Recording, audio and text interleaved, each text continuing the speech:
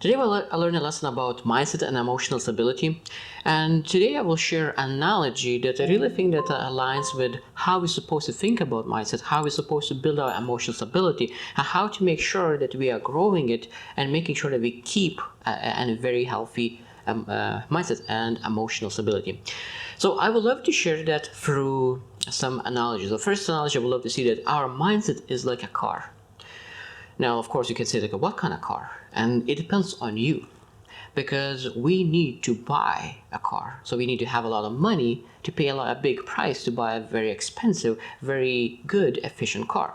Exactly the same with our mindset. We need to pay the price, but we pay the price differently. We pay the price by putting a lot of effort and doing uncomfortable things to be able to grow our mindset.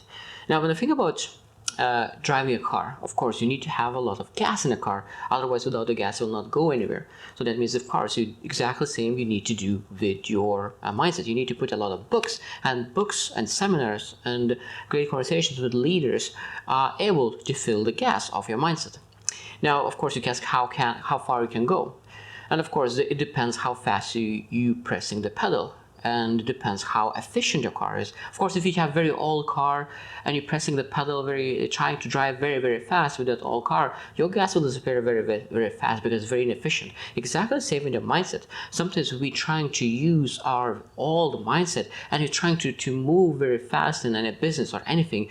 And because you press so hard, your mindset goes down very fast if you don't fill the gas, and that means you stop it. So we want to make sure that we always keep moving forward, and that means of course we want to change our mindset to better mindset, that your mindset is much more efficient. That means that you need less gas, less books, less seminars to keep yourself moving forward. Because I've seen so many people who needs hundreds and hundreds of hours of watching motivation videos because they are not motivated. They do not have the right mindset yet to move themselves forward. Exactly same with cars, that you need to, for all cars, you need to use a lot of gas to move forward. So we need to change our old car to a much better new car, and change our old mindset to much newer mindset, that you're able to move with that mindset somewhere much better and much faster, and you're able to go longer. So then when you look at your emotional stability, it's very similar. Now I will look analogy through eating. Of course, when you eat every day, and you eat, if you want to be healthy, you want to eat healthy food every day. You're supposed to eat in the morning, and at lunch, and in dinner, healthy food. Now, when I think about whole week, you eat that every day.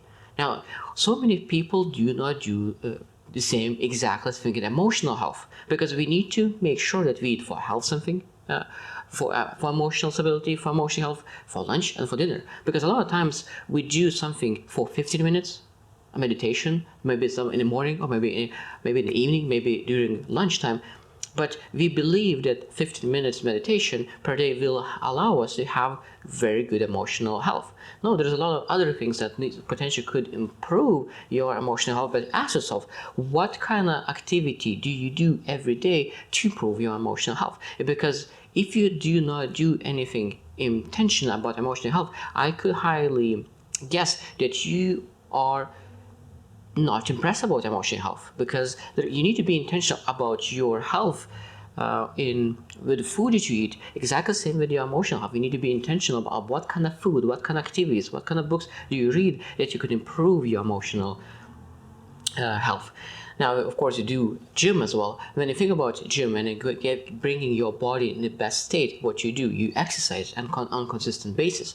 And if you stop, your body goes to previous way. So that means you're going back, maybe put your weight back, maybe not as fast as you was. Exactly the same with your emotional health. You need to consistently exercise your emotional health. And if you stop your exercise, you become a little more fat. Maybe you lose the energy that used to be in the past. So when I think about exercises and you really want to have a great body, you exercise every single day or every second day, and you put effort little by little. You don't do like 5 or 6 or 8 hours over the weekend to make sure that you are healthy. No, like exactly the same you don't do with your emotional health. You're not able to read for 8 hours straight or to meditate for 8 hours straight. No, you need to really allocate every day 15 minutes to be able to build that emotional stability, emotional health.